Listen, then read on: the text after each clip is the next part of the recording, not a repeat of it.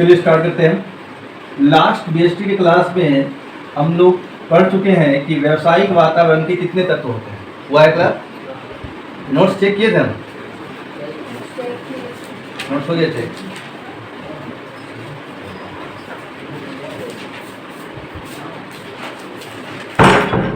चलो ध्यान दो, पेज छोड़ो बार पढ़।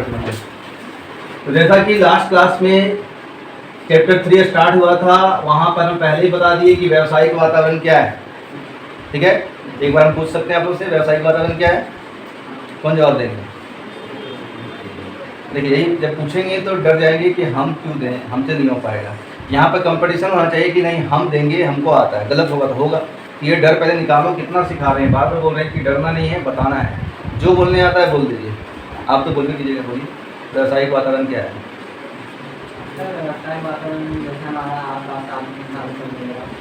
आसपास एक साधारण सा परिभाषा बताए थे, साधारण नॉर्मल, जो एकदम जिंदगी भर याद रख सको ऐसा परिभाषा बताए थे। वो क्या था? ये नहीं बताया। क्या बताया? तुमको बताया है? तुमको भी प्रत्यक्ष या अप्रत्यक्ष काम कर सकते हैं। आप बोलिए।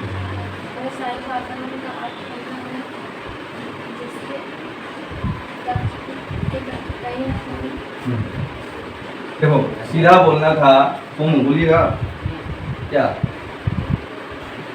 बोलना है? नहीं बोलना है? डर है? सीधा बोलना है कि वैसे तत्व जो व्यवसाय को प्रत्यक्ष या अप्रत्यक्ष तौर पर प्रभावित करते हैं उसे व्यावसायिक वातावरण कहते हैं। पूरा डिटेल किए हैं। ये प्रभावित करते हैं मतलब क्या, किस प्रकार का प्रभाव डालते हैं? व्यवसाय को आगे ले जाने में मदद करते हैं या व्यवसाय को पीछे घसीटने में मदद करते हैं? क्या करते हैं? आगे भी ले जाते हैं, पीछे भी ले जाते हैं। यही जो एक तत्व लिखी, आर्थिक वातावरण, जो बोले ना कि व्यवसाय को प्रभावित करने वाले तत्वों को कहा जाता है व्यावसायिक वातावरण। उसमें से एक तत्व क्या है?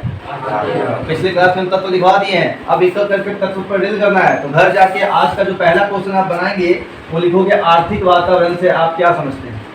पहला प्रश्न क्या बनेगा आज का? घर जाके रूम पर जाके अपना लिख लेना, आर्थिक वातावरण से आप क्या समझते हैं। ठीक है, तो चलिए पहले आप लोग बताइए आर्थिक वातावरण से क्या समझते हैं। आप नहीं बता पाओगे तो हम फिर बताएंगे। सबसे पहले तो आपको आर्थिक का मतलब पता है। आर्थिक का मतलब अर्थ से है और अर्थ का मतलब धन से है। नहीं, मतलब धन संबंधित वातावरण नहीं बोल सकते क्या? आर्थिक वातावरण को ये नहीं बोल सकते हैं धन संबंधित वातावरण। क्या धन समझते हो ना? इंग्लिश में क्या बोलते हैं धन को? वेल्थ बोलते हैं। क्या बोलते हैं? वेल्थ। क्या वेल्थ के बिना आप व्यवसाय आरंभ कर सकते हैं? कोई भी व्यवसाय दुनिया में कोई ऐसा व्यवसाय है जिसमें कुछ इन्वेस्ट नहीं होता है, 1 रुपया नहीं लगाना पड़ता है, ऐसा ही आप स्टार्ट करते हैं?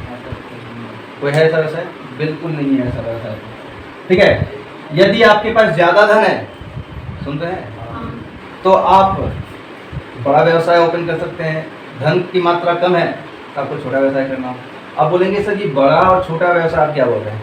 देखिए, हम लोग 11th बीएसटी में क्या पढ़ते हैं कि व्यवसाय को 2 भागों में बांटा गया है। कौन सा था?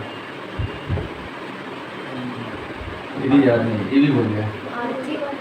आर्थिक या आप पढ़िएगा फर्स्ट ईयर में, उद्योग और वाणिज्य। बोले थे?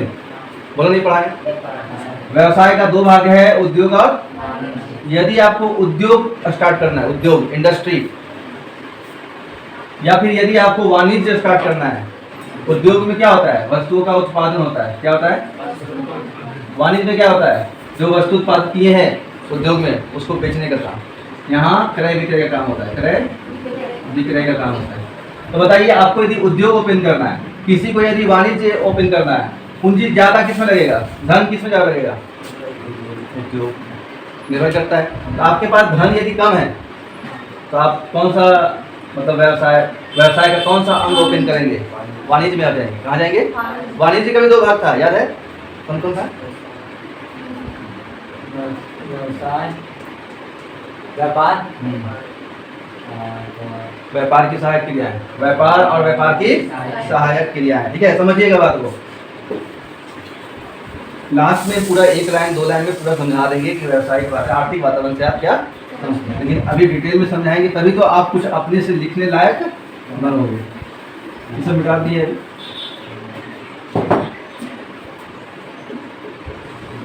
तो क्या लिखे हुए थे हम? आर्थिक वातावरण। अब हम वातावरण ना लिखे क्या लिख दिए? आर्थिक तत्व लिख दिए। तो पहले ही बोल दिए थे कि वैसे तत्व जो व्यवसाय को प्रत्यक्ष या अप्रत्यक्ष तौर पर प्रभावित करते हैं उसको कहते हैं व्यवसायिक वातावरण। उस वातावरण का एक तत्व क्या है? आर्थिक तत्व है। आर्थिक तत्व को हम समझाने लगे तो आर्थिक वर्ड जो बना है वो अर्थ से बना है, और अर्थ का मतलब तो हम लोग जानते नहीं, एक अर्थ इंग्लिश में भी होता है। तो ये अर्थ पृथ्वी है ना, यहाँ अर्थ का मतलब क्या है? धन से। ठीक है, जैसे आप लोग पढ़े होंगे अर्थशास्त्र पढ़ते हैं, 10th में पढ़े थे अर्थशास्त्र, तो बताया था ना कि अर्थशास्त्र के जनक कौन है? Father of economics Adam Smith. कौन? एडम स्मिथ जो अपना डेफिनेशन दिए अर्थशास्त्र, क्या बोले हैं? अर्थशास्त्र धन का विज्ञान है। आपको तो पता होना चाहिए, अर्थशास्त्र धन का विज्ञान है। तो ये जो अर्थ है, अर्थ का मतलब धन होता है। क्या होता है? धन। तो क्या धन तत्व नहीं बोल सकते? धन तत्व, क्या धन तत्व व्यवसाय को, व्यापार को प्रभावित नहीं करता है? तो बोलेंगे सर प्रत्यक्ष तौर पे करता है। क्या अप्रत्यक्ष करता है? प्रत्यक्ष समझ में आता है ना? प्रत्यक्ष मतलब सीधा सीधा प्रभाव डालता है, अप्रत्यक्ष मतलब घुमा फिरा के प्रभाव डालता है। तो धन के बिना कौन सा व्यवसाय कर सकते हैं? ये तो प्रत्यक्ष प्रभाव डाल दिया आपका। ठीक है, तो क्या ये तत्व शामिल हो सकता है व्यावसायिक वातावरण में? बिल्कुल शामिल हो सकता है। अब आप कहिएगा सर इतना समझा तो दिए, समझ में सब आके, लेकिन घर जाते ही जब बैठेंगे लिखने के लिए, वीडियो को सुनेंगे भी, ऑडियो सुनेंगे भी, लेकिन डेफिनेशन हम लिख इतना सुनने के बाद भी नहीं लिख पाएंगे। लिख पाएंगे? क्या लिखेंगे आप बताइए? कौन बढ़िया बता सकते हैं? यही तो हमको बस खराब लगता है अपने बैच में, इस बार के बैच में खाली उसको छोड़ के कोई तैयार नहीं होते हैं डेफिनेशन देने के। वो गलत बोले चाहे बोले बोल देता है, और आप लोग के अंदर ये एबिलिटी नहीं है, लेके आइए एबिलिटी। ठीक है, गलत बोले लेकिन बोलिए, बोलिए आप मौका आर्थिक तत्व वो तो आगे बढ़ाने में सहायक एक लाइन इतना नहीं चलेगा डेफिनेशन और डेफिनेशन सोचना पड़ेगा। और क्या बोलेंगे? कोई नहीं, चलिए बहुत ये जो बोलते हैं ना स्किल, अभी हम बोल ही रहे हैं स्किल, बढ़ नहीं रहा है आपका स्किल। स्किल में आता है लिखना भी, बोलना भी। बढ़िया लिखना, बढ़िया बोलना। यदि आप क्लासरूम में बढ़िया सुनने के बाद बढ़िया बोलने लगे तो हम अपने आप पे गर्व करेंगे कि हम बढ़िया टीचर हैं, जो हम अपने स्टूडेंट को सिखा दिए बोलना भी, ठीक ना, सुनना भी। तो पहले आप सुनते ढंग से। सुनने का एक ही नियम है, दिमाग के अंदर जितना कचरा है उसको बाहर निकालो। तो ये कचरा यदि जिसके अंदर भरा पड़ा है, मतलब अभी माइंड में देख तो नहीं पाएंगे ना कि क्या है। आपका दिमाग यहाँ पर था अभी जब हम सुना रहे थे, जब हम आर्थिक वातावरण को समझा रहे थे, दिमाग यहीं पर था। 1% भी दिमाग कहीं बाहर था, घर पर था, पार्टी में था, कुछ भी हो सकता है, तो फिर आपको समझ में नहीं। उसको अच्छा सुनना नहीं कहा जाता है। अच्छा सुनिएगा तो ही अच्छा बोलिएगा। चलिए अब हम बोल देते हैं, ध्यान सुनिए। आर्थिक वातावरण व्यवसायिक वातावरण का, अब यही लिखना है, वीडियो बन रहा है। आर्थिक वातावरण व्यवसायिक वातावरण का एक प्रमुख तत्व है। सुनाई दिया? लिख लेंगे। आर्थिक वातावरण व्यवसायिक वातावरण का एक प्रमुख तत्व है जो व्यवसाय को प्रत्यक्ष तौर पर प्रभावित करता है, क्योंकि यदि धन का निवेश व्यवसाय में नहीं करेंगे तो कोई भी व्यवसाय आरंभ नहीं हो पाएगा। धन ही वो तत्व है जिससे व्यवसाय आरंभ किया जा सकता है। यदि धन की कमी हुई तो व्यवसाय बंद भी हो सकता है। हाँ, यहाँ पर एक बात निर्भर करता है कि धन कम है तो आप व्यवसाय का चुनाव वैसा करो जहाँ पर कम धन में ही व्यवसाय आरंभ हो सकता है, जैसे वाणिज्य। ठीक है, यदि आपके पास ज़्यादा धन है तो आप उद्योग धंधा भी खोल सकते हैं। ये हम एक्स्ट्रा बोले, ये आपको लिखना है, तब सजा के लिख लेना। ठीक है, कोई दिक्कत है? फिर से बोलते हैं कॉन्फिडेंस से बोले, चेहरा पे कॉन्फिडेंस नहीं दिखता है। अभी आप लोग सोचने लगे कि वो क्या बोले, हाँ बोले या नहीं बोले। चेहरे के हाव भाव से मालूम चल जाता है। ध्यान दो। अब आर्थिक वातावरण आप पढ़ लिए, लिख लेंगे, लेकिन इससे बच नहीं गया, अभी और है। आर्थिक वातावरण के अंदर भी कई तत्व हैं। इसको 3 भागों में बांट दिया गया है। आर्थिक वातावरण का 3 तत्व है। आर्थिक वातावरण भी लिख सकते हैं, आगे लिख सकते हैं पर्यावरण। इसका 3 तत्व, मतलब 3 और तत्व हैं। पहला है आर्थिक दशाएं। क्या है? दशाएं। बताएंगे। दूसरा है आर्थिक नीतियाँ, आर्थिक नीतियाँ, ठीक है। और तीसरा है आर्थिक प्रणालियाँ, आर्थिक प्रणाली में लिखते हुए आर्थिक प्रणाली। तो अब क्या करना, जो भी क्वेश्चन बोले थे कि आर्थिक वातावरण से आप क्या समझते हो, अभी परिभाषा समझा दिए, उसी परिभाषा में आगे उसी परिभाषा में अलग से क्वेश्चन मत लिखना, उसी में आगे क्या लिखना कि आर्थिक पर्यावरण के भी कई तत्व होते हैं। सुनाई दिया? आगे आंसर पढ़ाएंगे, क्या लिखेंगे? आर्थिक पर्यावरण के भी या फिर वातावरण के कई तत्व होते हैं, जैसे पहला, दूसरा, तीसरा, ठीक है। उसके बाद अभी हम समझा देते हैं, उसके बाद पहला पॉइंट लिख के डैश दे के ड्रिल करना, अभी हम समझाएंगे। तो दूसरा पॉइंट लिख कर डैश दे के ड्रिल करना, तीसरा पॉइंट लिख के डैश दे के ड्रिल करना, ठीक है। तो पहला क्या ड्रिल करना है हम लोगों को, ये आर्थिक दशाएं क्या होता है, कोई बताएंगे आपको? दशा को इंग्लिश में बोल सकते हैं सिचुएशन, इंग्लिश में क्या बोलते हैं? Situation, economic situation. आर्थिक दशाएं क्या बताना चाहता है? आर्थिक दशा का मतलब होता है कि आपके पास धन की स्थिति कैसा है, या फिर आप जिस अर्थव्यवस्था में रह रहे हैं उस अर्थव्यवस्था में आर्थिक दशा कैसा है। आप कौन से अर्थव्यवस्था में रहते हैं? भारतीय अर्थव्यवस्था में रहते हैं, इसे बोलिए ना, कौन से अर्थव्यवस्था में रहते हैं? और भारतीय अर्थव्यवस्था कौन सा अर्थव्यवस्था को फॉलो करता है? समाजवादी, पूंजीवादी या मिश्रित अर्थव्यवस्था? बताए हैं क्या? मिश्रित अर्थव्यवस्था, मिश्रित अर्थव्यवस्था किसे बोलते हैं? मिश्रित अर्थव्यवस्था जहां पर सरकारी क्षेत्र और निजी क्षेत्र मिलकर व्यापारिक कार्य करता है, उद्योग का कार्य करता है, उसको बोलते हैं मिश्रित क्षेत्र या मिश्रित अर्थव्यवस्था। तो हम आपसे पूछ रहे हैं कि यदि भारत में आर्थिक दशा, भारत का आर्थिक दशा मतलब धन की स्थिति भारत में खराब है, तो कह सकते हैं ना कि वहाँ पर जो व्यापारी वर्ग है वो अच्छा व्यापार या बढ़िया व्यापार ना ही स्थापित कर सकते हैं, ना उसको चला सकते हैं, ना ही उसका विकास कर सकते हैं। हम तो देश में चलेंगे, देश छोड़ दो, हम तो बात करेंगे सिर्फ एक व्यक्ति पर कि एक व्यक्ति यदि अपना व्यवसाय स्थापित करना चाहता है तो क्या वो आर्थिक दशा, ये जो तत्व है, उसको प्रभावित नहीं करेगा? उस व्यक्ति का यदि आर्थिक दशा बहुत बढ़िया है, नहीं बोलते हैं आप लोग, बोलते हो घर में कि मेरे घर का आर्थिक दशा ठीक नहीं है, इसका मतलब क्या है कि घर में पैसे का दिक्कत है। तो वही बात हो रहा है कि यदि एक व्यक्ति का आर्थिक दशा सही है तो वो आसानी से धन निवेश करके अपना व्यवसाय स्थापित कर सकता है, लेकिन यदि उसका आर्थिक दशा ठीक नहीं है अर्थात धन की कमी है तो फिर वो आसानी से व्यवसाय को स्थापित नहीं कर पाएगा, या फिर करेगा भी तो उसको छोटा सा व्यवसाय करना होगा, कोई छोटा सा व्यापार करना होगा, ठीक है। अब बोले सर आप तो बोल दिए, लेकिन एक बार ऐसे बोल दीजिए ताकि वो लिख सके। अब आर्थिक दशा के बारे में जो बोलने जा रहे हैं उसको लिखना, क्या देके लिखना? डैश देके लिखना। कल कॉपी में हमको सब कुछ चाहिए, वो भी सुंदर राइटिंग। अब बोले थे ना कि हर क्लास में राइटिंग देखा जाएगा और कुछ नहीं देखा जाएगा, राइटिंग देखा जाएगा और शुद्धता मतलब आकार, हसई, दीर्घई सब। और तीसरा क्या? 3 फैक्टर सुधारना है, तीनों फैक्टर गड़बड़ है आप लोग का, आपका राइटिंग ठीक है तो तीसरा फैक्टर क्या है? वो तो बोल दी शुद्धता। तीसरा है सजा के लिखना।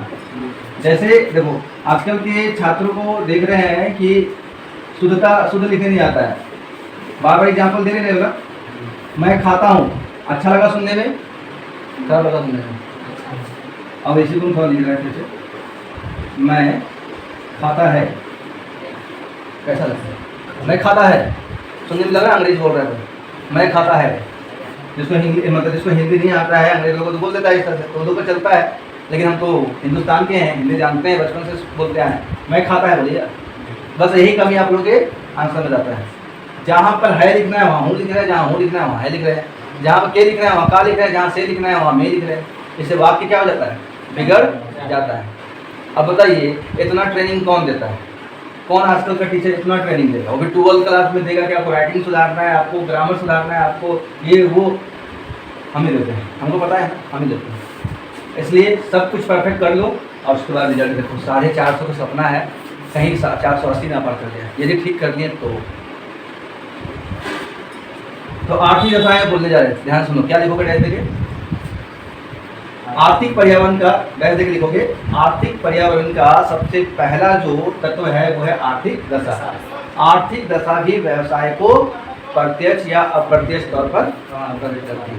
यदि एक व्यापारी का या फिर एक व्यक्ति लिखना, एक व्यक्ति का आर्थिक दशा ठीक है, अर्थात धन की स्थिति ठीक है, तो वो बड़ा व्यवसाय स्थापित कर सकता है। बड़ा व्यवसाय स्थापित करने का अर्थ होता है उद्योग धंधा स्थापित कर सकता है। लेकिन उसका यदि आर्थिक दशा खराब है तो वो छोटा सा व्यापार भी आरंभ करके वस्तु को खरीद बेच करके अपना व्यवसाय स्थापित कर सकता है। ये लिख देना, क्या दिक्कत है? कोई किताब भी पढ़ा है, किताब में कुछ और लिखा है, पढ़ के सुना दे, सुन लो, पढ़ के भी सुन ले। यहाँ लिखा है इसके अंतर्गत अर्थव्यवस्था की प्रकृति, अर्थात क्या अर्थव्यवस्था कृषि प्रधान देश है, क्या उद्योग प्रधान देश है, क्या सेवा प्रधान देश है, आर्थिक संसाधन क्या है, राष्ट्रीय आय कैसा है, आर्थिक विकास कितना है, मतलब ये एकदम हाई लेवल का डेफिनेशन है। ये जो डीलिंग है वो हाई लेवल का है और अभी इस लेवल पे आप लिख नहीं पा रहे हैं, नहीं दिया तो अभी आपको जो हम पता है उसी लेवल लिखना है। आपको डाउट होगा कि एग्जाम में यदि मार्क्स नहीं दिया तो बिल्कुल देगा, कोई टीचर नहीं काट सकता है, ठीक है। एक्सपीरियंस है, आज ही तो पढ़ा रहे हैं, 2009 से 11-12 पढ़ा रहे हैं और लोग 80, 84, 90 BST में लेके आए हैं, तो आप भी ला सकते हैं। दूसरा क्या है? आर्थिक नीतियाँ, ठीक है। आर्थिक नीतियाँ ये भी एक तत्व हो गया किसका? आर्थिक पर्यावरण का या वातावरण। आर्थिक नीतियाँ इसमें भी हम अवसर देंगे आप लोग को बोलने का, पता है कि बोलेंगे कोई नहीं।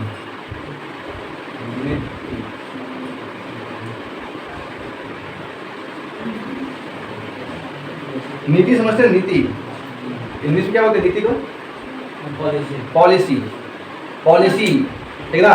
तो देखो यहाँ पर आपको क्या लिखना है, अब सीधा बता ही देते हैं। पहला लाइन को ही रिपीट करना है कि आर्थिक पर्यावरण का दूसरा सबसे प्रमुख तत्व है आर्थिक नीति। यदि एक व्यापारी का या एक व्यक्ति का आर्थिक नीति सही है, हम देश पर नहीं बता रहे, बुक आपका देश के लेवल पर बता रहा है, राष्ट्र भारतीय अर्थव्यवस्था के लेवल पे बता रहा है, हम अर्थव्यवस्था के लेवल पर नहीं बता रहे हैं, हम एक व्यक्ति के लेवल पर बता रहे हैं, ठीक है। यहाँ से सुनेंगे आर्थिक नीति में आपको लिखना है आर्थिक पर्यावरण का दूसरा प्रमुख तत्व है आर्थिक नीति। और आर्थिक नीतियाँ भी कहीं ना कहीं व्यावसायिक वातावरण को या फिर व्यवसाय को प्रभावित करती हैं। यदि नीतियाँ सही है, यदि एक व्यक्ति अपने व्यवसाय के लिए अच्छा नीति बनाता है तो निश्चित है कि उसका व्यवसाय क्या होगा, आगे बढ़ेगा। लॉन्ग टर्म मतलब लॉन्ग टाइम तक, हिंदी क्या लिखोगे, दीर्घकाल तक व्यवसाय चलेगा, संचालित होते रहेगा। मतलब संचालित वर्ड सब यूज करेंगे ना आप लोग, ये नहीं कर पाएंगे, कर लेना, ठीक है। और यदि नीति सही नहीं है, व्यवसाय चलाने का नीति, वो भी कौन सा, आर्थिक नीति। अब बोलते आर्थिक नीति समझ में नहीं आ रहा है, आप लोग पूछते तो है नहीं, हमें बताते हैं। आर्थिक नीति का मतलब हो गया कि कितना आपके पास है रुपया, पैसा, धन कितना है आपके पास, उसमें से कितना रुपया कहाँ खर्च करना है, कितना रुपया किधर खर्च करना है, कितना बचाना है, कितना निवेश करना है, ये होता है आर्थिक। तो एक व्यवसाय यदि ये सब कार्य करता है कि आपके पास जितना धन है उसमें से कितना धन निवेश करना है, कितना धन खर्च करना है, कितना धन बचत करके रखना है, यदि वो सही है तो आपका व्यवसाय क्या होगा, तरीके से संचालित होते रहेगा और दीर्घकाल तक वो संचालित होते रहेगा। और यदि नीति सही नहीं है तो आपका व्यवसाय दीर्घकाल तक नहीं चलने वाला है, बंद हो जाएगा, समाप्त हो जाएगा। जैसे एक नीति आपको बताते हैं साइड से समझाने के लिए, डेप्रिसिएशन तो सुने ही है ना, फर्स्ट ईयर पढ़ लिए हैं तो डेप्रिसिएशन से अवगत है। हिंदी में क्या बोलते हैं इसको, ह्रास बोलते हैं ना। ह्रास क्या है पता था आप लोगों को, पता होगा भी आप लोगों को।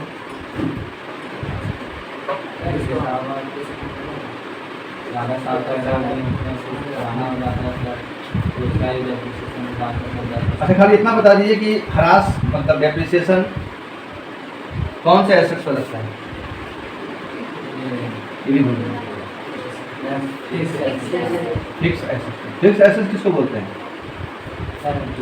जो एसेट्स लॉन्ग टाइम तक यूज होता है, जैसे बिल्डिंग, मशीन भी, ठीक है, और प्लांट, कार, ये सब क्या है, फर्नीचर, ये सब क्या है, फिक्स एसेट्स है। और डिप्रिसिएशन चार्ज क्यों किया जाता है, हम बताएं थे पूरा विस्तार में कि जैसे मान लीजिए एक मशीन ले लेते, क्या लेते हैं, और मशीन का अच्छा एग्जांपल हम इन्वर्टर ले लेते हैं। गर्मी का टाइम चल रहा है, बहुत बिकता है ये इन्वर्टर ना, इन्वर्टर लाइट कटने पर भी आपको लाइट देता है, ठीक है। तो जैसे मान लो कि एक व्यक्ति इन्वर्टर खरीदा 20,000 रुपये में, कितना है बताए हैं पहले भी, और वहाँ खरीदते समय ही बता दिया गया कि इसका जो उम्र है वो कितना है, उम्र मतलब वही वारंटी कितना है, 5 साल है। तो आप तुरंत, आप समझदार हैं तो आप एक नीति बनाइएगा कि 20,000 का 5 से भागा देंगे कितना आता है? 20,000 को 5 से भागा देंगे कितना आएगा? 4,000 रुपया। तो वो जो व्यापारी है या वो जो व्यक्ति है वो नीति बनाएगा कि प्रत्येक वर्ष जितना हम कमाते हैं उसमें से प्रत्येक वर्ष 4,000 रुपया हम लोग साइड कर देंगे। वही साइड पे यहाँ बोलते हैं डेप्रिसिएशन। नाम दिया क्या? क्या यदि आप 4,000 5 साल तक जमा करेंगे कितना जमा हो गया? 5 साल बाद वो खराब हो जाता है मशीन, तो आपको टेंशन नहीं है, तो आपके में पैसा रखे हुए जमा करके। लेकिन कितने लोग आजकल करता है ऐसा? नीति पता है लेकिन कोई फॉलो। अब हम पढ़ा रहे हैं, हम खुद ही नहीं किए, मैं इन्वर्टर अभी है ही नहीं, इन्वर्टर का तार लगा हुआ है, इन्वर्टर गया, ठीक है, क्योंकि वो क्या हो गया? फेल हो गया। इन्वर्टर पिछले साल क्या हो गया? पिछले साल फेल हो गया, मतलब 5 साल हो गया था, और हम 4-4 हज़ार रुपये जमा करते हैं हर साल। वो भी साल जमा करना था। महीने का देखो कितना होता है? भारतीय 36 मतलब 350 रुपया महीने का। 350 रुपया अपनी इनकम में से साइड कर लेते हैं तो 5 साल में 20,000 मेरे पास आता। मशीन खराब होता, आराम से जाते दुकान खरीद के ले आते।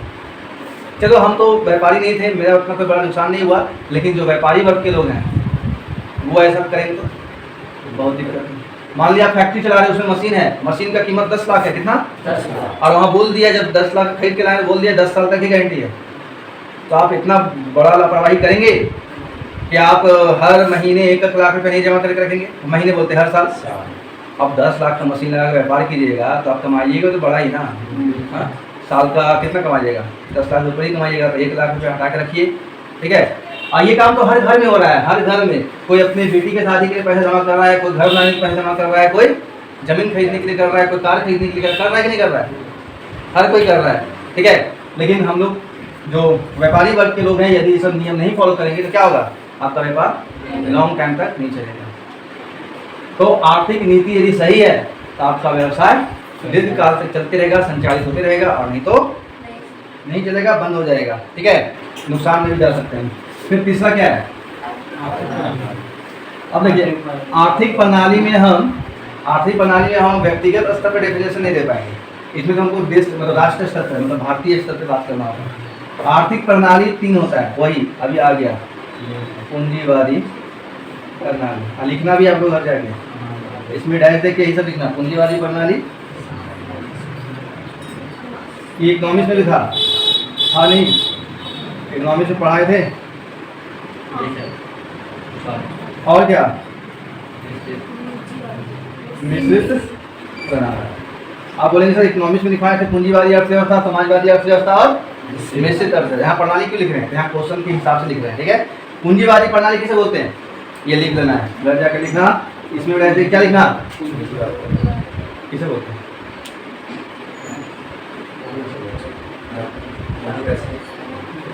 आप जानते हैं पूंजीवादी अर्थव्यवस्था क्या है? नहीं, आप बताइए, आपका बेस्ट नहीं है क्या? अभी हम बोल रहे हैं, आप अभी बताइए। अच्छा, अर्थव्यवस्था ही बता दीजिए, प्रणाली छोड़िए।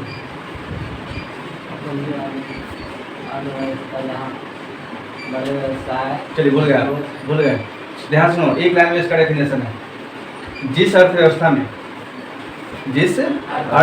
में निजी क्षेत्र का बोलबाला होता है, मतलब निजी क्षेत्र का ही उत्पादन क्षेत्र होता है, ज़्यादा से ज़्यादा संख्या में जो उद्योग धंधे हैं वो निजी क्षेत्र के हैं, उसके मालिक निजी व्यक्ति हैं, सरकार नहीं है, उस अर्थव्यवस्था को कहा जाता है पूंजीवादी अर्थव्यवस्था।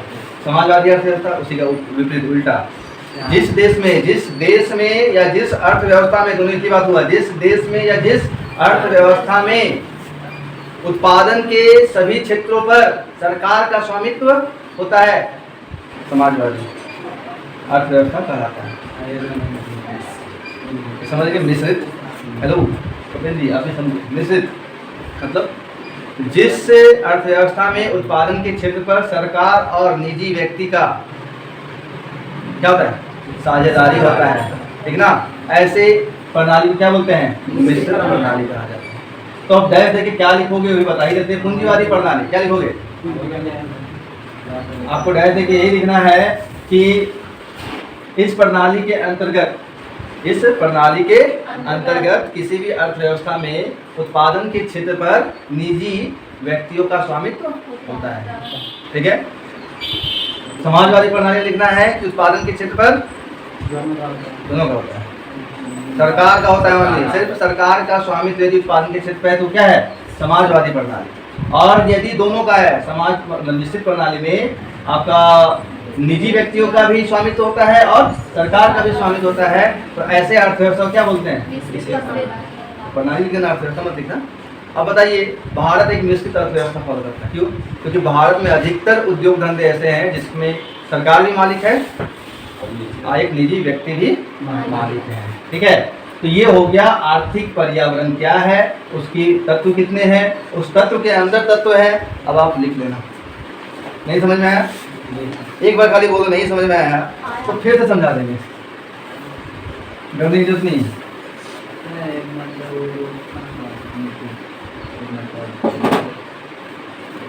आवाज थोड़ा सा लॉडली दीजिए, एकांत तक पहुंचे। क्या बोल रहे हैं, एक मर्तबे क्या,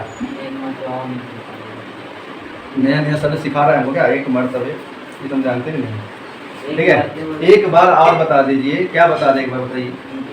हाँ, आर्थिक नीतियाँ, उसमें तो सीधा बता दिए कि यदि एक व्यापारी का व्यवसाय के संबंध में नीति सही है, व्यापार के अनुकूल है, तो व्यापार दीर्घकाल तक संचालित होगा। यदि नीति सही नहीं है तो व्यापार दीर्घकाल तक संचालित नहीं हो पाएगा, वो बहुत ही कम समय में क्या हो जाएगा, बंद हो जाएगा, और आप उससे आपको नुकसान होगा। आपको मतलब आपको मत लिख लेना, समझ रहे हैं ना, वहाँ पे लिखना व्यवसाय को नुकसान हो जाएगा। अब कितना बढ़िया आप लिखते हैं तो आप ही पर डिपेंड करता है। दूसरा क्या है, दूसरा तत्व क्या था, वैधानिक लिखवाए थे कि राजनीतिक, वैधानिक लिखवाए थे, वैधानिक वातावरण। तो ये दूसरा पॉइंट था किसका, व्यवसायिक वातावरण का दूसरा तत्व है वैधानिक वातावरण। क्या है वैधानिक वातावरण? सबसे पहले आप वैधानिक को समझो। वैधानिक शब्द बना है किसे, विधान को। अब विधान को हम लोग कानून के नाम से जानते हैं। क्या नाम है, कानून। तो क्या कानून व्यवसाय को प्रभावित नहीं कर सकता है? क्यों नहीं कर सकता है कानून? बिल्कुल कर सकता है। अच्छा, जीएसटी के बारे में बात करता है। जीएसटी भी कानून के द्वारा ही लागू हुआ देश में। GST, goods and service tax, कब लागू हुआ भारत में? जनरल नॉलेज है, याद रखिएगा, 1 जुलाई 2017 को। लेकिन इसका प्रोसेस, ये पास करने के लिए इसका प्रोसेस स्टार्ट कब से हो गया था? 2000 से हो गया था, लेकिन 17 साल लग गया इसको कानून बनाने में, ठीक है। जीएसटी का जो विधान है वो बनने में 17 साल लग गया। तो जब जीएसटी लागू हुआ है भारत में, तो इससे कुछ व्यापारियों को बहुत फायदा हुआ है और इससे कुछ व्यापारियों को नुकसान हुआ है। जैसा कि हम लोग जानते हैं कि दुनिया में जो चीज़ भी बनता है, जिस चीज़ का भी निर्माण होता है, उसका सिर्फ फायदा नहीं हो सकता, उसका सिर्फ नहीं हो सकता है, उसका नुकसान पक्ष भी होता है। दुनिया में कोई ऐसा चीज़ बताओ जिसका खाली फायदा ही है, कोई ऐसा चीज़ है? मान लो कि बोलेंगे ये मार्कर का आविष्कार हुआ, तो इसमें बोलेंगे इसका खाली फायदा ही फायदा है, नहीं, इसका नुकसान पक्ष भी है। क्या है नुकसान पक्ष इसका?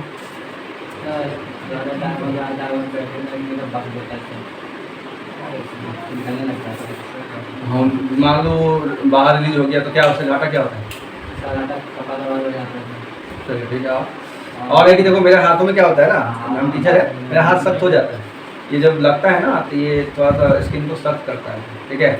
तो वो भी थोड़ा सा कहीं कहीं पर स्किन में पूरा वो हो जाता है, टाइट हो जाता है, गुठली जैसा बन जाता है कभी कभी, ठीक ना, ज़्यादा होने से। प्लस हानिकारक और भी है कि मान लो घर में बच्चा है, कहीं गलती से हाथ में गिरा ले, मुंह में ले ले, ठीक है, तो हर चीज़ का नुकसान पक्ष है। प्लस इसका एक नुकसान पक्ष ये भी होगा, इसको बनाने में पर्यावरण नुकसान होता है, इसको बनाने से पर्यावरण में नुकसान जरूर होता होगा। इसका कि केमिकल रिएक्शन से सब बनता है, ये जो इंक है केमिकल रिएक्शन से बनता है। यही चीज़ देखो, क्या प्लास्टिक का ही है, प्लास्टिक का चीज़ बनने से क्या उससे जो गैस रिलीज होता है वो क्या फायदेमंद होता है क्या हमारे वातावरण के?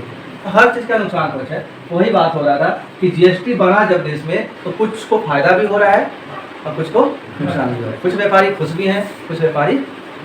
अब बोलेंगे सरकार क्या है, तो सरकार को फायदा क्या नुकसान? सरकार को तो फायदा ही है।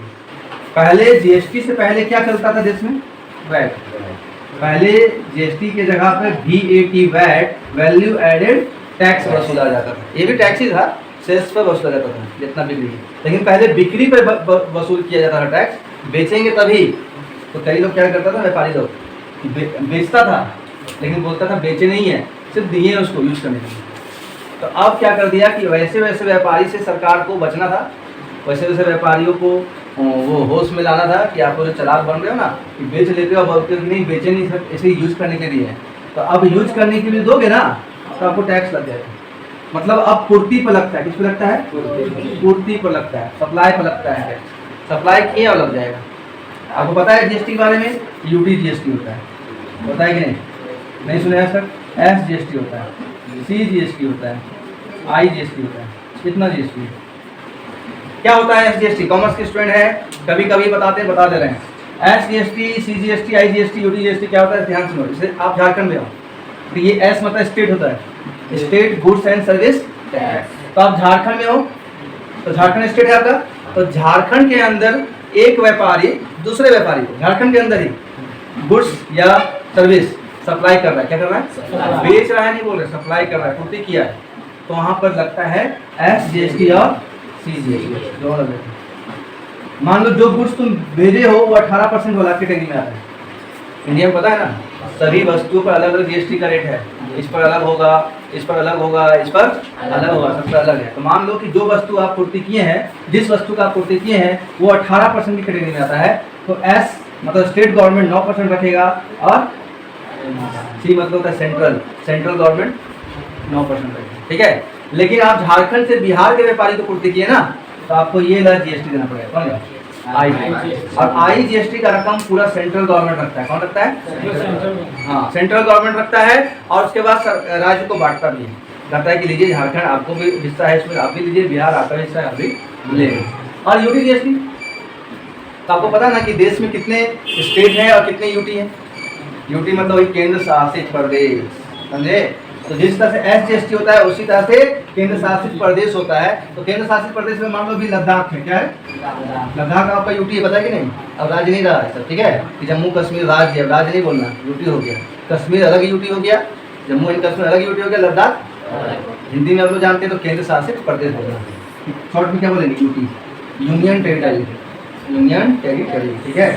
तो लद्दाख में आप लेन देन किए तो वहाँ पर लगता है यूटी जीएसटी और सी जीएसटी, यूटी जीएसटी और सी जीएसटी, और वही प्रोसेस लगेगा। ठीक है, क्योंकि आप यूटी में रहते तो वहाँ यूटी लगेगा, एस कहाँ से लगेगा? विस्तार में अभी नहीं बता पाएंगे क्योंकि क्लास बीएसटी का चल रहा है तो जीएसटी, क्लास बीएसटी का चल रहा है तो जीएसटी पूरा डिटेल में नहीं बता सकते हैं। शॉर्ट में थोड़ा सा जनरल नॉलेज दे दिए। 1 जुलाई 2017 को ये भारत में लागू हुआ, मोदी जी आने के बाद ही लागू हुआ। ठीक है। और प्रोसेस कब से चला था? 2000 से। आज सबसे पहला देश, दुनिया का सबसे पहला देश कौन है जो जीएसटी लागू किया? फ्रांस। अभी सब नॉलेज लेके इसको ऐसे निकाल के फेंक दो। ठीक है ना, कि ये सब मेरे लिए हो ना। तो अभी वैधानिक वातावरण समझाने की जगह पर हम क्या क्या समझाने लगे? इधर उधर चले जाते, भटक जाते हैं मुद्दों से। तो क्या गलत करते हैं? वो गलत नहीं है, वो जानकारी रखी है, क्योंकि यही खाली बताते रहेंगे तो भी आप बोर होंगे। वैधानिक वातावरण में हम बोले कि विधान को समझो। विधान का मतलब क्या होता है? कानून होता है, और कानून का निर्माण कहीं ना कहीं व्यवसाय को प्रभावित करता है। तो आपको इसमें लिखना है, डायरेक्ट देखिए, ध्यान से सुनो कि वैधानिक वातावरण के अंतर्गत जो देश में विधान बनाए जाते हैं अर्थात कानून बनाए जाते हैं, वो व्यापार को प्रत्यक्ष या फिर अप्रत्यक्ष तरीके से प्रभावित करते हैं। कुछ कानून ऐसे होते हैं जो कुछ व्यवसायियों को नुकसान पहुंचा देते हैं, और कुछ कानून ऐसे होते हैं जो कि व्यवसायियों को फायदा भी पहुंचा सकते हैं। जैसे जीएसटी एग्जाम्पल देना, जैसे उदाहरण देना, उदाहरण जीएसटी लागू होने से कुछ व्यापारियों को फायदा हुआ है, जो ईमानदार व्यापारी लोग थे उनको लाभ हो रहा है, और जो बेईमानी करते थे, टैक्स चोरी करते थे, उनको नुकसान हो रहा है। समझ लिया? अच्छा, आपको एक चीज और जनरल नॉलेज देंगे। शराब पर जीएसटी नहीं लगता है, अभी तक शराब पर जीएसटी नहीं है। पेट्रोलियम पदार्थ पर, पेट्रोल, डीजल और जो एलपीजी गैस आता है, इस पर भी अभी जीएसटी लागू नहीं है। लेकिन सरकार का नियम ये है कि जीएसटी जब मन करेगा उस पर लागू किया। जिस दिन पेट्रोल पर या इस पर गैस पर या फिर शराब पर जीएसटी लगा तो शराब को तो लग जाना चाहिए, महंगा हो जाएगा। महंगा होगा, लोगों का पीना कम हो जाएगा। आप लोग निराश नहीं होंगे, है ना? जो शराब पीते वो निराश हो जाते हैं। क्या बोल रहे हैं सर, जीएसटी लागू होना चाहिए, नहीं होना चाहिए? और पेट्रोल पे नहीं पेट्रोल निकल कर देगा। पेट्रोल तो नहीं होना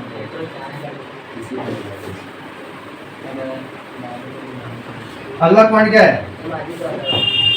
क्या? सामाजिक वातावरण। ये तो आसान है, ये हमको क्या समझा रहे, तो आप समझा दोगे। सामाजिक वातावरण किस प्रकार से व्यवसाय को प्रभावित करता है बताइए। इसमें तो सिंपल आपको बोलना है, सामाजिक वातावरण किस प्रकार से व्यवसाय को प्रभावित करता है, पूछ रहे हैं। दरवाजा बंद कीजिए। कई बार समझाए हैं तो कि जो ये व्यवसाय होता है वो मंगल ग्रह से नहीं आता है। बार बार बताएं, व्यवसाय और व्यवसायी दोनों समाज का हिस्सा है। आप लोग, हम सब समझते हैं कि समाज से बाहर है। गांव में, आप लोग गांव से आते हो, गांव में तो ये समाज वर्ड बहुत ज़्यादा चलता है ना। शहर में आ गए हो तो यहाँ समाज का वो सब टेंशन नहीं होता, लेकिन वो है तब पर भी समाज है।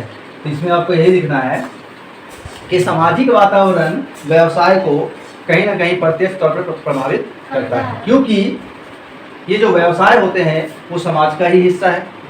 ये व्यवसाय चलाने वाले जो लोग होते हैं वो खुद समाज के अंग हैं, ठीक है।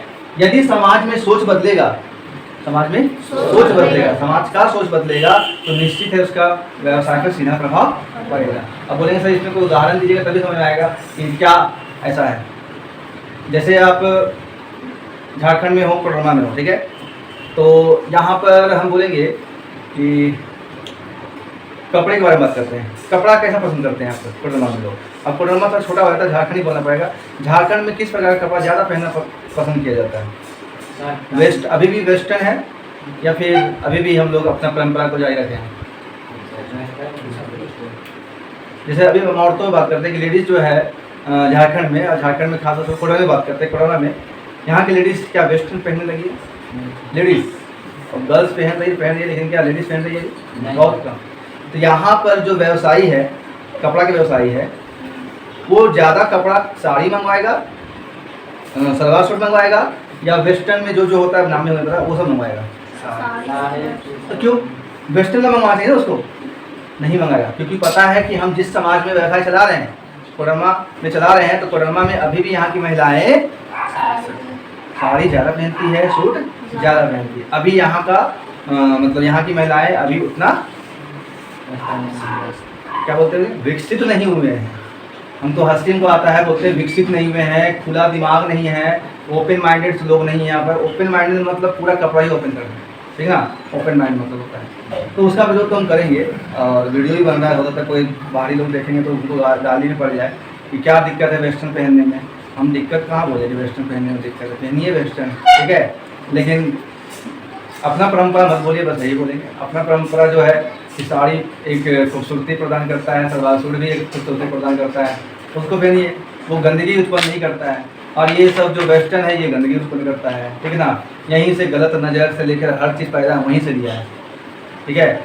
जो भी नहीं उस पर बात कर सकते, कि लंबा हो जाएगा वीडियो, ठीक है। तो सामाजिक वातावरण में आपको सीधा लिखना है कि सामाजिक वातावरण कहीं ना कहीं व्यवसाय को प्रत्यक्ष तौर पर प्रभावित करता है, क्योंकि जो व्यवसाय होता है वो समाज का ही हिस्सा है, और व्यवसाय चलाने वाले भी समाज के ही हिस्सा होते हैं। तो समाज जैसा वस्तु या जैसा सेवा मांगेगा उसी के अनुरूप आपको उत्पादन करना होगा, उसी के अनुरूप आपको वस्तु को खरीदना और बेचना होगा। लिख लेंगे कि लास्ट में बोले, मतलब लास्ट तक हमेशा सुना करो, उसके बाद ही लिखना, ठीक है। बीच में ही सुन के लिखने की कोशिश मत करना। कितना मिनट का हो गया और कितना पॉइंट बच गया? कौन कौन सा? राजनीतिक वातावरण, और इसको ऐसे ही बताते हैं। हेलो, ध्यान दो, राजनीतिक वातावरण को हम ऐसे ही बता देते हैं, ठीक है। राजनीतिक, ज़्यादा लंबा खींचेंगे नहीं। लेकिन राजनीतिक वातावरण भी व्यवसाय को प्रभावित करता है, चाहे प्रत्यक्ष तौर पर करे या अप्रत्यक्ष। क्योंकि जब देश में राजनीति का बदलाव होता है, राजनीति के जहाँ पर राजनीति मत देखना, जब देश में सरकार परिवर्तित होता है, अभी सिचुएशन है 4 तारीख को सरकार शायद बदल जाएगा या फिर वही रहेगा, ज़्यादा चांसेस वही रहेगा, ठीक है। तो कह रहे हैं कि देश में यदि राजनीतिक परिवर्तन होता है उससे व्यवसाय पर प्रत्यक्ष या अप्रत्यक्ष प्रभाव करता है। कहने का अर्थ है कि यदि देश में सरकार का बदलाव हो रहा है तो उससे हो सकता है कि व्यवसाय और आगे बढ़ेगा, या हो सकता है व्यवसाय और पीछे जाएगा। निर्भर करता है कि कैसा सरकार आ रहा है। यदि सरकार ऐसा आ रहा है जो कि व्यवसायियों के लिए अच्छा नीति बनाने वाला है तो व्यवसाय आगे जाएगा। और सरकार ऐसा आ रहा है जो व्यवसायियों के विपरीत जाके नीतियां बनाएगी, कानून बनाएगी, तो वहाँ व्यवसाय पीछे जाएगा। सरकार चेंज होने से प्रभाव नहीं पड़ता है, पड़ता है। कांग्रेस आएगा तो कुछ व्यापारी खुश हो जाएंगे और कुछ व्यापारी निराश हो जाएंगे, क्योंकि वो कांग्रेस सरकार जो है कुछ व्यापारियों के लिए नीतियां बनाएगी। अब बीजेपी आती है तो बीजेपी जो है कुछ गिने चुने व्यापारियों के लिए नीतियां बनाती है। सुनते हैं ना, अडानी सुनते रहते हैं कि मोदी जी आए तो गुजरात के जो व्यापारी थे अडानी, जब तक मोदी जी 2014 में नहीं आए थे, अडानी इतना बड़ा इंडस्ट्रियल नहीं था, मतलब इंडस्ट्री मैन नहीं था, इतना बड़ा व्यवसायी अभी बहुत बड़ा हो गया देश का। शायद हमको भी जनरल नॉलेज नहीं उतना कंफर्म है, देश का सबसे अमीर है अभी, मुकेश अंबानी को पछाड़ दिया। कौन? अडानी। तो अडानी को इतना कैसे मौका मिला? क्योंकि मोदी जी से उनका प्रत्यक्ष संबंध है, ठीक है। और मोदी जहाँ जमीन चाहते हैं, जैसे झारखंड में भी अपने खोला है कुछ, ठीक ना, जमीन चाहिए, जमीन उपलब्ध करवा दिए। कितनों आदिवासी को वहाँ उजाड़ना पड़े, उजाड़ो लेकिन उसको दो, ठीक है। तो ये सब होता है। तो आप लिख पाओगे कि फिर से बोल दें? राजनीतिक वातावरण भी व्यवसाय को कहीं ना कहीं प्रत्यक्ष या अप्रत्यक्ष तौर पर प्रभावित करता है, क्योंकि राजनीतिक बदलाव कुछ व्यवसायियों को फायदा पहुंचाता है तो कुछ व्यवसायियों को नुकसान, ठीक है। उसमें एग्जांपल दे देना अपने से कि जैसे मान लेते हैं कि भारत में एनडीए का सरकार आया या बीजेपी का सरकार आया, तो उससे कुछ व्यापारियों को फायदा होता है, कुछ को नुकसान हो जाता है। और यदि कांग्रेस सरकार आती है तो जो बीजेपी सरकार में फल फूल रहा था वो डाउन होने लगता है, मतलब उनको घाटा होने लगता है, और कुछ व्यापारी को फायदा होने लगता है। इस प्रकार से आपको बैठ के चैलेंज होता है सब चीज़ लिखना। आप तो सोचते हैं कि आराम से जाए, दिमाग ही नहीं लगाएं और लिख लें, नहीं हो पाएगा। लास्ट क्या है? तकनीकी वातावरण। इसमें आपको क्या लिखना है कि तकनीकी वातावरण आज के आधुनिक युग में, सुनो, तकनीकी वातावरण आज के आधुनिक युग में प्रत्यक्ष तौर पर व्यवसाय को प्रभावित करता है। आज तकनीक का समय है और यदि आप अपने व्यवसाय में तकनीक का प्रयोग नहीं करते हैं तो आप पीछे रह जाएंगे। जो आप बोलते हैं ना, उसके जगह व्यवसाय लिखना। जो व्यवसाय तकनीक का प्रयोग नहीं करता है वो व्यवसाय आज के समय में पीछे रह जाएगा, ठीक है। मतलब कहने का मतलब परंपरागत तरीके से पहले जैसे उत्पादन करता था आज भी वैसे ही उत्पादन करता है तो पीछे ही रहेगा, ठीक है। इस प्रकार से आप पूरा डील कर लेना, कल हमको आके चेक करा देना, ठीक है। आपको और है